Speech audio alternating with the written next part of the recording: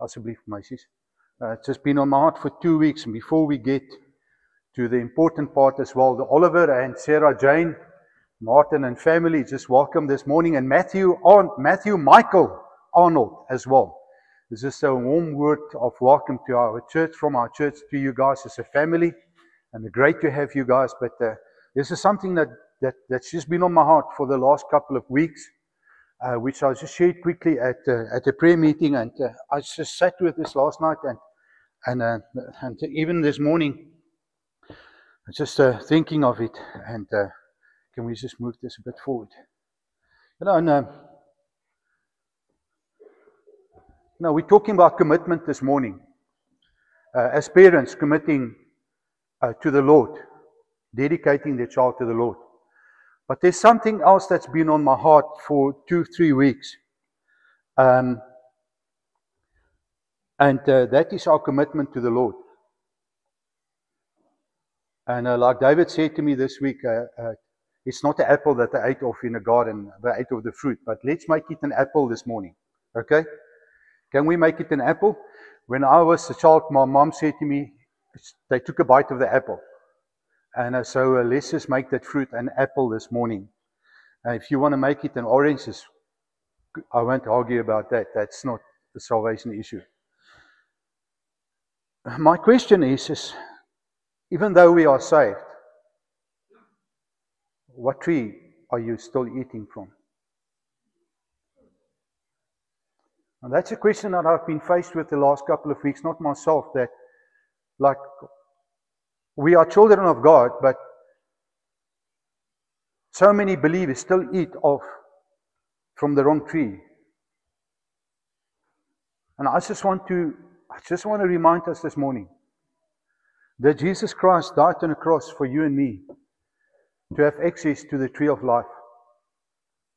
And so once we have given our hearts to Lord Jesus Christ, and because of His grace, we are to turn our focus to the tree of life, to Jesus Christ. But so often I see in the life of believers is that, yes, we are here, Father, thank you for your grace, Lord, thank you for your blood shed on the cross. Lord, thank you for the gift of salvation. But we still wander this way. And when we come here on Sundays, we say, yeah, we eat of Christ. This is where we are.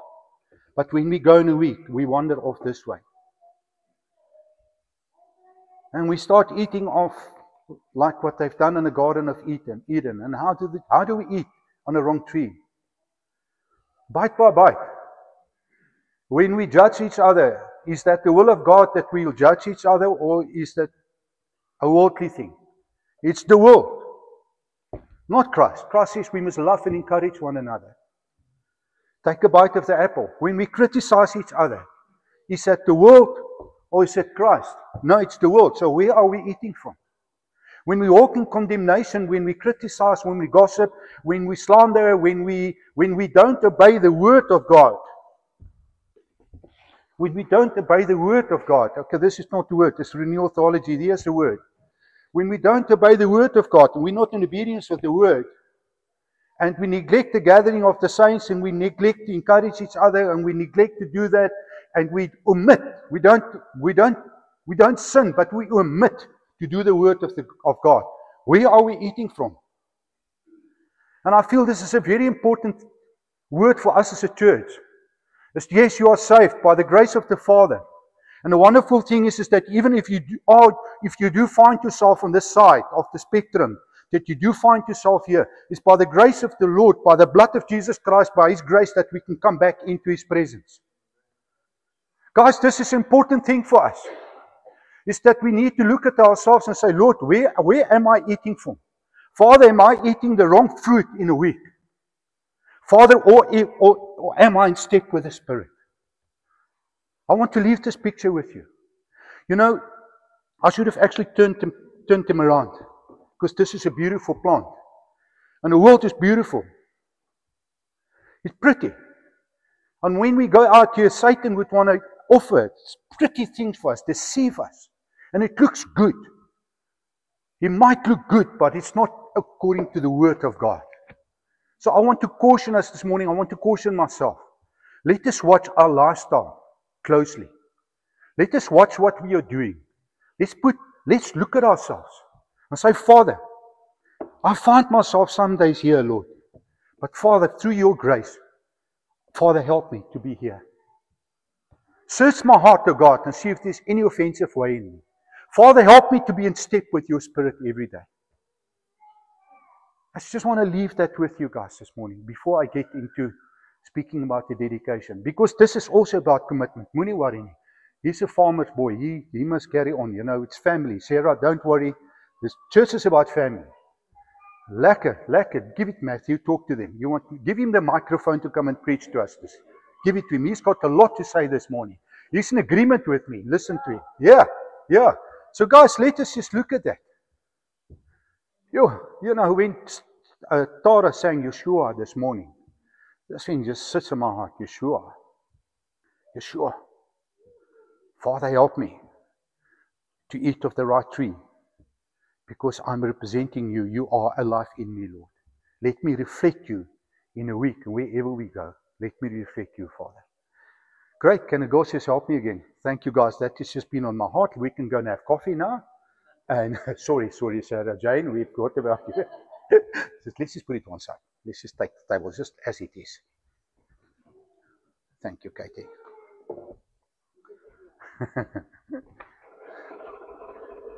So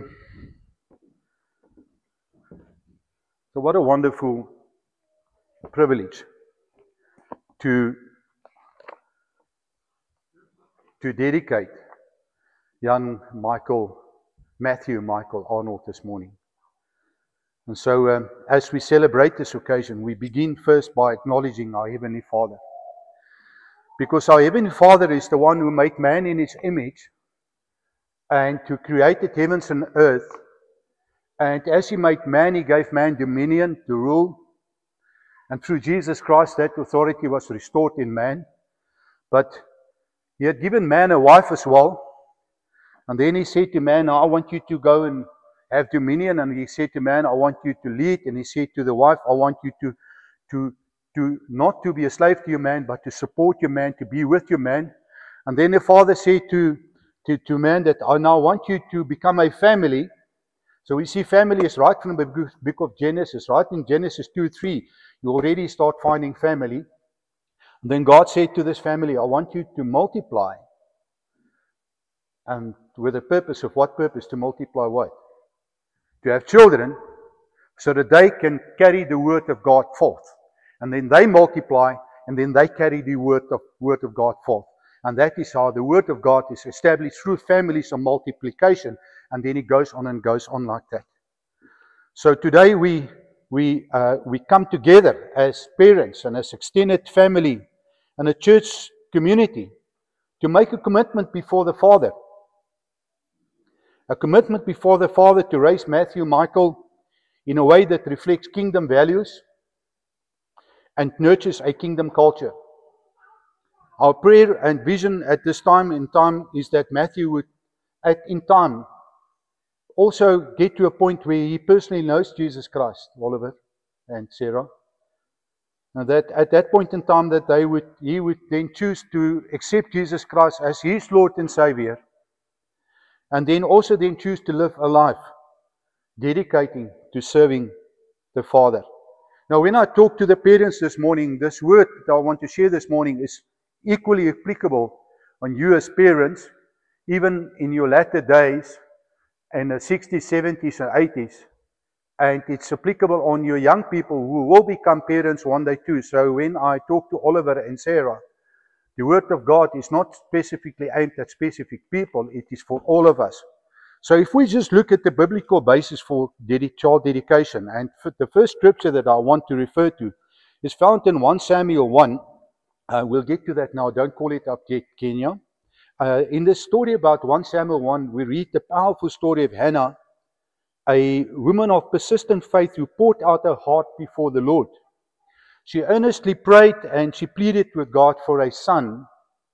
And she refused to accept that difficult situation as permanent. And we read in Scripture that in due time God graciously answered her prayers and blessed her with a son, Samuel. But if we look at verse 26 and 28 to 28, we see Hannah's heartfelt response. She returns to the house of the Lord and she dedicates a Samuel to God, acknowledging that Samuel is not hers. Dedicating the child back to the Lord, she says it's not hers alone, but that Samuel is in fact a precious gift from the Father lent to her. And she understood that her role was to raise Samuel with a godly and a kingdom purpose, fully aware of the sacred responsibility that came with that parenthood. So what do we see of the story? If we can just get the scripture up, verse 26. And she said to him, "Pardon me, my Lord. As surely as you live, I am the woman who stood here beside you praying to the Lord. I prayed for this child, and the Lord has granted me what I asked of him. So now I give him to the Lord. For this whole life he will be given over to the Lord," and he worshipped the Lord there. And so what is important here, what we read from the scripture, is that we can see that children is being lent to us, Sarah. Matthew is lent to you and Oliver. And what you're doing today is that you're coming to the Lord and says, "Father, we acknowledge that you have lent us this child, and Father, today we come back to you and we dedicate this child to you." And I think you guys, as parents, we've all have gone through this stage. Whether we did a baptism back in the days or a dedication back in the days, depends on your doctrine. But at some point in time of your life, you came and you dedicated your child to the Lord and said, "Father, thank you for this child that you've lent to me, Father. I'm now giving this child back to you, Lord. I acknowledge that one day this child will go back to you." And then you as the parent has this awesome responsibility to raise the child in the ways of the Lord. And this is the commitment that we do make here today. And so the story reminds us that children are a gift from God. And what is important in that gift that God is giving to you parents today and to grandparents is that there's big responsibility and accountability that comes alongside the gift. As parents, we are entrusted with shaping and guiding our children according to God's ways. This is your responsibility. God has given you a child and He's entrusted the child to you, and your purpose and your role is to bring the child up in the ways of the Lord. That's why God has given you a child. God is not giving you a child to be part of the world. He's giving you a child to be raised up in a kingdom so that he can become part of the kingdom. And this is the responsibility that we have as parents. And the truth is that each one of us, as parents, will stand before a righteous Father one day, whereby we will give account to what we've done. We will give account of how we raised our family. And as families, I'm sure of it, that we will stand before God one day and God will say to us, "Johan, I've given you Rain and Colleen and the Mick and Mark and the grandchildren. Did you raise them according to my word? This is why I've lent them to you." And so Oliver and Sarah Jane, you too will stand before God today. Mark my words. That you will stand before God one day and God will remind you of this day. That you have come to this church and you have dedicated this child to the Lord. God will keep you to His word. He's going to say, on this day, you said, "Lord, I'm dedicating this child to you." Then God is going to say to all of us as parents, "You've dedicated your child. Now what have you done since you have dedicated him? Did you raise up in my ways?" Yes, man has free choice, free will. And as parents, we can only bring the word of God before our children. And then they have free will thereafter. And we are not accountable and accountable for that. And this is why this day of dedication, it's such an important day. It's a day where Matthew, you and Oliver, you and Sarah Jane come and make a public commitment according to God's word, to raise him up in God's values and in His cultures. And we as a congregation, don't think it's just them as parents. We as a congregation are also coming here today and making a commitment to the Lord to say, "Father, that we as a congregation today say to you, Father, that we will come alongside this family, Lord, that we will encourage them, Father, that we would guide them, that we would lead them, that we would assist them, that we would support them. Father, that we will be there for them when things are tough. that we as a family will be there for them. This is our responsibility. That's why God has put us together as a family. To look out for each other, to stand strong with each other, to hold each other's hands, and to walk this way. And this is the importance of dedication. And so we look at that. We look at Matthew today as his spiritual journey didn't just start today, Sarah. Don't worry, relax. I can see you stressed out. Relax. Ontspan net. Gaan drink, geef haar water. We family. We all had children. Okay? So, wees net rustig. So, we look at the wonderful thing about Matthew, Sarah Jane.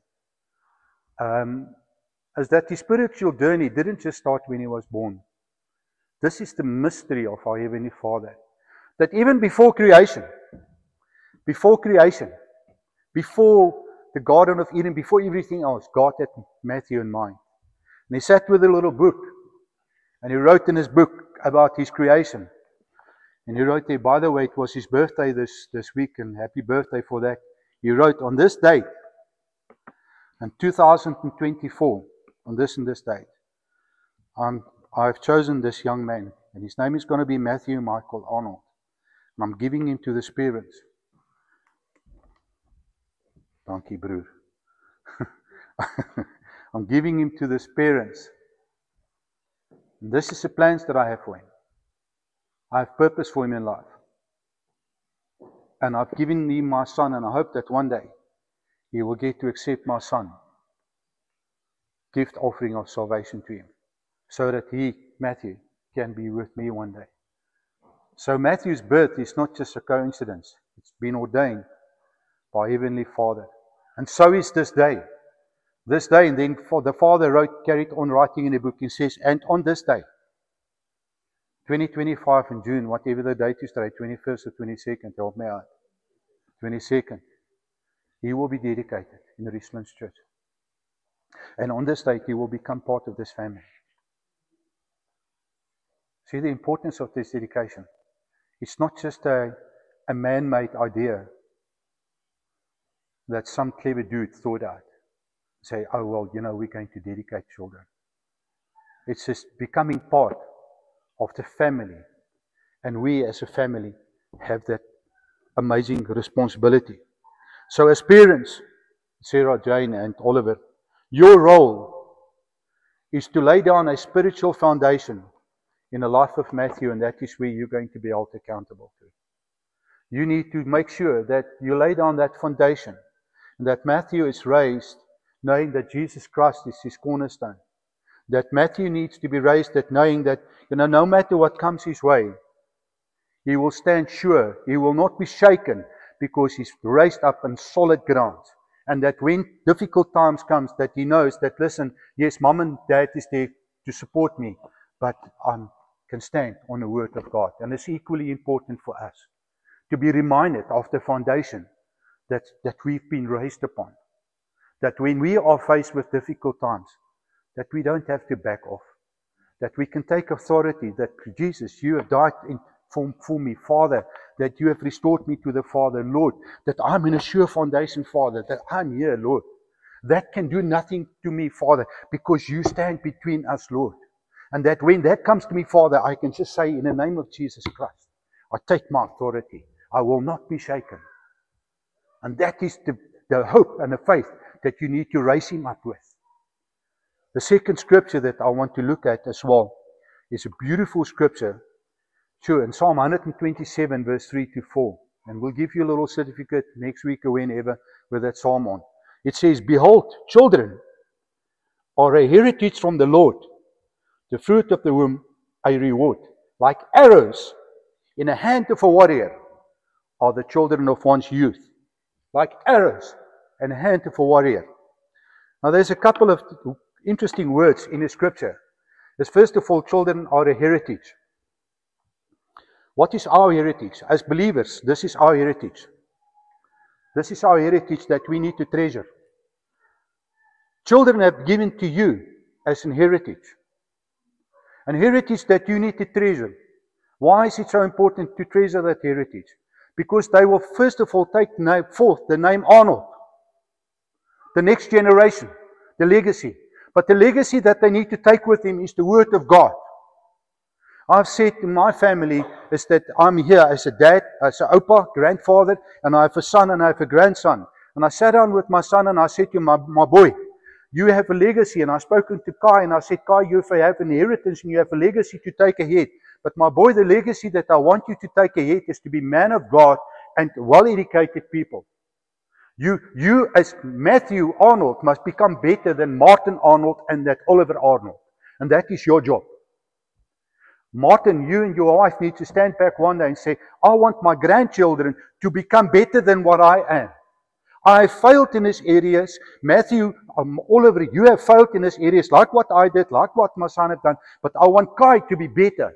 And you need to be the same for your grandson and for your son. To say, we as a family have failed in these areas. But we have got this legacy, we have this inheritance that we need to build on. We as believers of God need to become better, not worse. Because that is what God has in mind for us. Not losers, winners. Aim for the best. Become intentional for the best. Because God gave His best, He gave His Son to us. He didn't give us the second best, He gave His one and only begotten Son for us. And so when we look at this, that the children are like an inheritance, a legacy given to us. But it's also reward, and I think this is so applicable on you, Sarah, Jane, and Oliver, is that the word reward speaks deeply into your journey as parents. It brings to mind the faithful path that you have walked. Trusting the Father, praying persistently, holding on to the prophetic promises spoken over your life. We have seen you persevered in faith and keeping your eyes fixed on Christ even when the outcome was not yet to be seen. You believed in a prophetic word. You believed in a praise that went over your family. And today the outcome is visible. The outcome of your faith is visible, Matthew. And you can come to the Lord and say, Father, like Hannah, I came to you, Lord, and I petitioned you, Father, and I prayed, Lord, and Father, you have, and I kept the faith. And Father, you have blessed me. And I tell you what, that couple went through difficult time. But you know what they did in a difficult time and falling pregnant and conceiving and having a child? They remained faithful and they kept their eyes on Jesus Christ. And it's an example for us what happens when you contend for the fulfillment of the promises over your life. We have seen them contending, and I spoke about it last week. Jacob wrestling with God for his inheritance. Just wrestling, and that couple wrestled, and a family wrestled with him, and they wrestled with him. Voila. And today we have Matthew Michael here. And we come to the Father and say, Lord, you are so faithful. You're such a good Father. So we look at verse 4 when he talks about the arrow, and I like this part, being an arrow. Like arrows in the hand of a warrior are children of one's youth.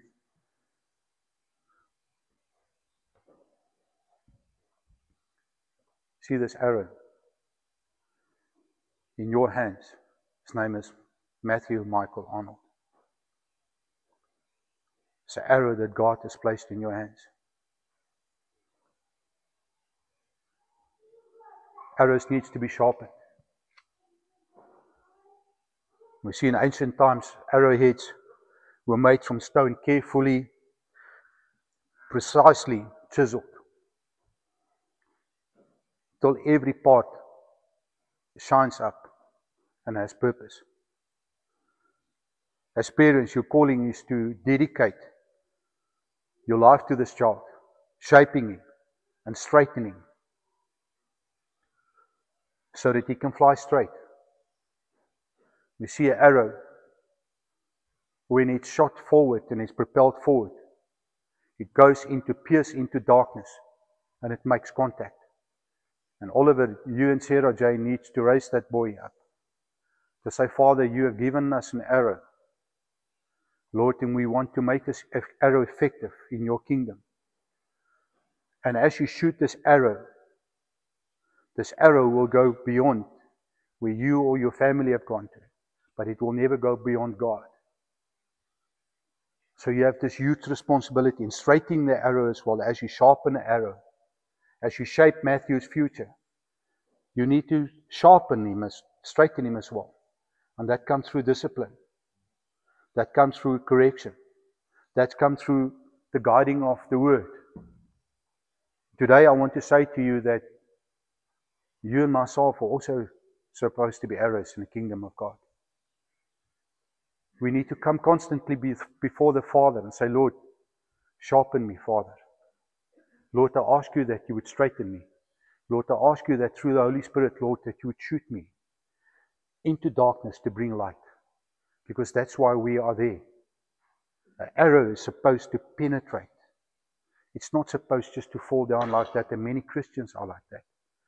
They are useless in the kingdom of God because they are there. They're not here. The arrow is supposed to go out of the door, right into that field. Not here. Don't do that. I'm asking you. And we as a church will keep you accountable for that. But it's a word for us as well. Then if we look at another scripture which is important for us, is seen in Genesis 22. And this is the thing about obedience and not idolizing your child. I see it in so many households where parents neglect the gathering of the saints because of the child. And this is hard. I know we live hard, but not hard. We live busy lives. I get it. But we look at the story of Genesis, of Abraham, that God asked him to sacrifice his son Isaac. I think he was testing Abraham. To go and sacrifice his son. And Abraham, obedient to the Lord, showed the Lord that, Lord, my relationship with you is more important than my son. And in that moment, the angel in verse 12 speaks to Abraham. He says, no, don't do that.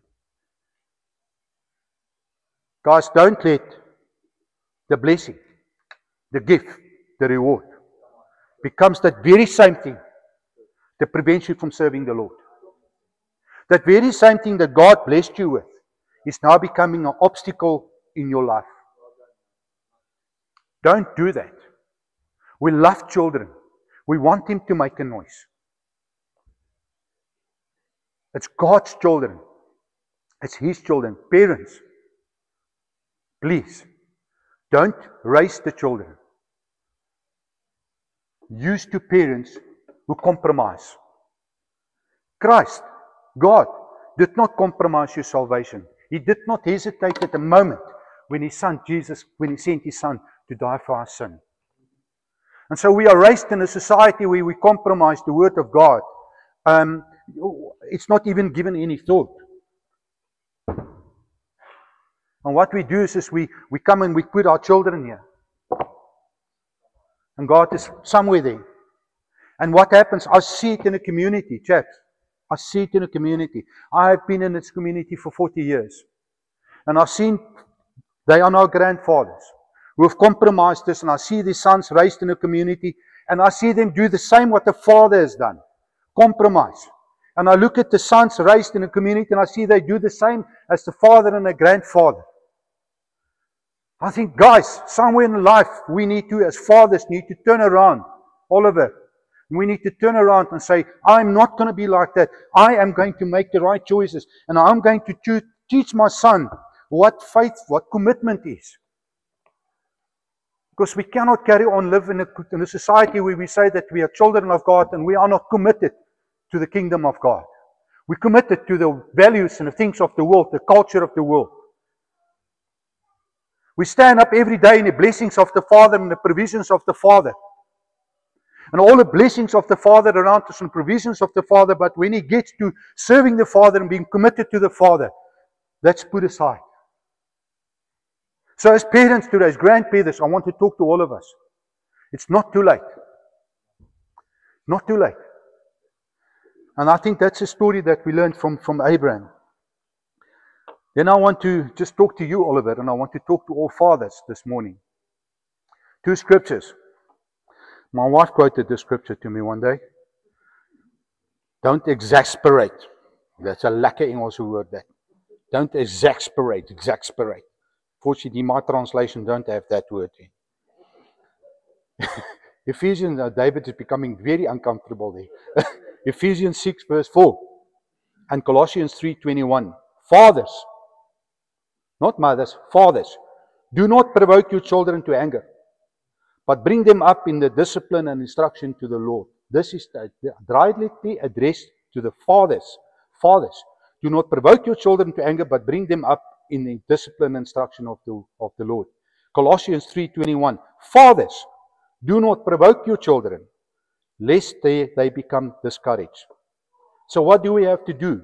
Don't do things that frustrate your child. Don't cause things that cause resentment in your child's life or confusion. Instead, your call is to love your child with wisdom, teach him wisdom, with patience and Christ-like character. Then the last scripture that I want to refer to is best explained in Renewal Theology by Rodman Williams. And I'm going to read this to you directly from Rodman Williams, where he talks about blessing of the children. And it's important for me that all of you guys understand this importance of dedication. I'm quoting Rodman Williams on the Renewal Theology, page 32. Jesus declared, "Let the children come to me, do not hinder them, for to such belongs the kingdom of God. Truly I say to you, whoever does not receive the kingdom of God like a child shall not enter it." Then the text adds, "And he took them in his arms, and he blessed them, laying his hands upon them." Now let's just fast forward. The actual proper use of the text regarding Jesus blessing children and taking them in his arms is not for the infant baptism, but for infant dedication. It is altogether fitting that parents should bring forward their infants and small children for dedication to the Lord, and that the pastor take the children up in the arms for a blessing. It is also together fitting that at some later point in time, when a child has arrived at the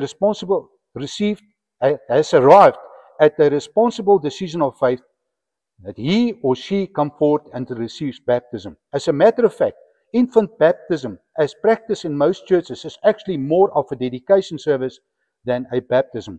All that is needed is to omit the water, take the infant up in arms and bless as Jesus did. Some years later, it will be the privilege and the responsibility of the one who was dedicated as an infant to come forward on his own and receive Christian baptism. It is indeed important for infants and little children to be brought to Christ for his blessing, but it is urgent that the church not confuse baptism with dedication. Baptism belongs to the day and only that day when a person makes public confession of his faith in the Lord. So just quickly, just to explain to you guys that baptism, and will come later on when Matthew gets to the point where he understands that he needs Jesus Christ as his Lord and Savior. And at that point in time, then baptism would come with it. But now, what we're going to do is we're going to call up the parents to come forward with the elders. And Martin and your wife, Tannie, what is Tannie's name? Kathy. So it's good we now forget Oak's wife's names. That's a very good sign. Martin and Kathy, would like you guys to come up to the front as well. And we just want to, as elders, just come up so that we can just pray God's blessing over to them. And can I ask you as a church, I'm going to start with you. Do you guys commit yourself today to support this family? Yes. Now I need to hear that. Yes. Martin and Oliver and Sarah Jane, as you come forward, I want to ask you guys the question. You have heard what we have said to you today. Now turn to the congregation. Do you guys commit in raising Matthew up in the ways of the Lord? Yes. You do that. Lekker. Lord Jesus, Father, we come before you today, Lord, and we just lay hands on his family. First of all, Father, we thank you, Lord, for the gift of family. Lord, we thank you, Father God, for the gift of life, Lord. Lord Jesus, that when Sarah, Jane, and Oliver, Lord, came before you, Lord, and petitioned you, Lord, to fall pregnant, Lord Jesus, Father, that you gave them a word, and Lord, that they could just step out in faith, Lord. And that, Father, today, Lord, you come and bless them as a family with this young life, Lord. So, Father, this morning, Lord, we just lay our hands on him, Lord, and we just pray your continued blessing over him, Lord. Father, he wriggles, but Lord, I know that he receives you, Lord. And Father God, thank you, Lord, that Father, that you say in your word that no weapon formed against Matthew shall prosper, Lord. And that, Father, that nothing, Lord, will separate you from the love that you have for him, Lord Jesus. And you say in your word, Lord, it works out for the good for those who love you, Lord Jesus. And we pray for this young boy, Lord, that he would just grow up to be an arrow in your hand, Lord Jesus. Thank you, Father. Thank you, Lord. Oliver and Sarah, for Matthew, I just saw a picture of a tabletop. And, you know, what makes a good table is a solid top, not a piece of chipboard. You know, a good dining room table, you can see it from a mile away. It's made of a solid, nice big piece. And but a table also needs a leg. And I see the family as legs, the church as legs, that hold up the table. And I see for Matthew that he's going to be a solid foundation around the dining room, in a situation where people can sit and gather. That there will be much excitement, much happiness, much joy as there's this table that is solid in his life, that sits on a firm foundation. And so as you guys as a family set him on a good foundation. Thank you, Lord Jesus. That many people will sit around him. Thank you, Father. Thank you, Lord.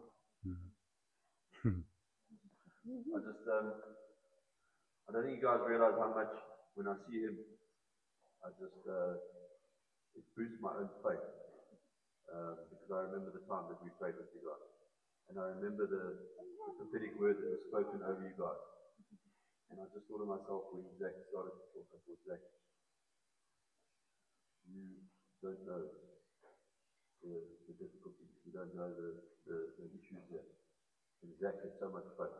Not only did he say that there's going to be a pregnancy, he was bold enough to say it's going to be a boy. I just thought of myself, Zach. And it reminds me of my lack of faith.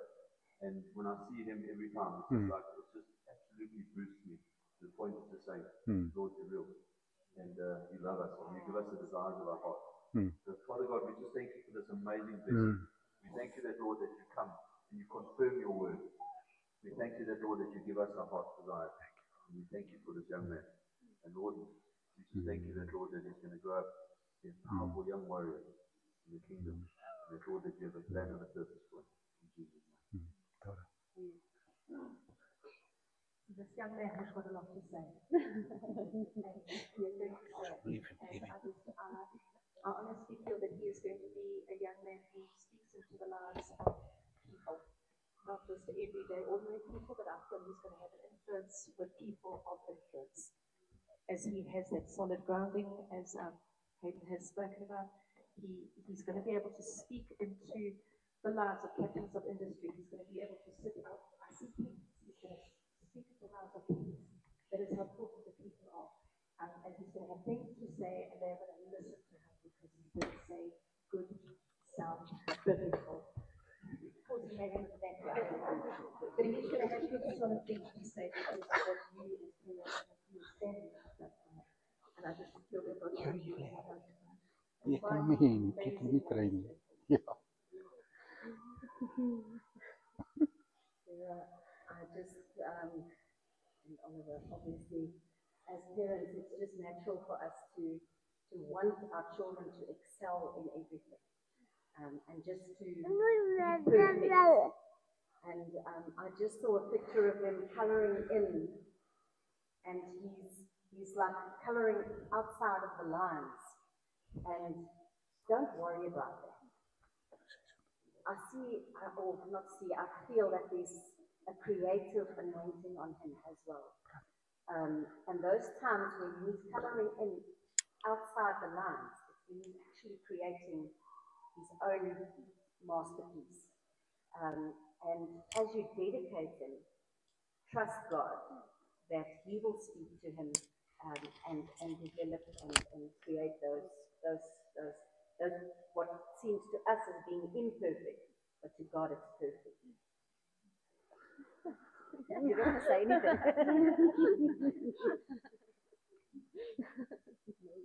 First of all, I just want to give God the glory for this little miracle. And I thank you, Father God, that He has given you guys your heart's desire. And I just pray that you will become that arrow that Johanna talked about, and that you will show what God has put into his life. I know God has amazing things for his life. You will become that arrow that Johanna talked about. Well done. You guys want to say something? No. Martin, just want to tell you guys, it's such a honor, Moots. I know him smoothly. I've met Martin in 1980, and we walked in Mkoma's Valley looking after stolen cattle and my slops. Remember that? Lots of thorns. Lots of thorns. And God is just so amazing. I would never have thought, Mats, that we stand here today and dedicate your son. God is so amazing. Well done, you guys. Thank you. Thank you. Thank you, guys.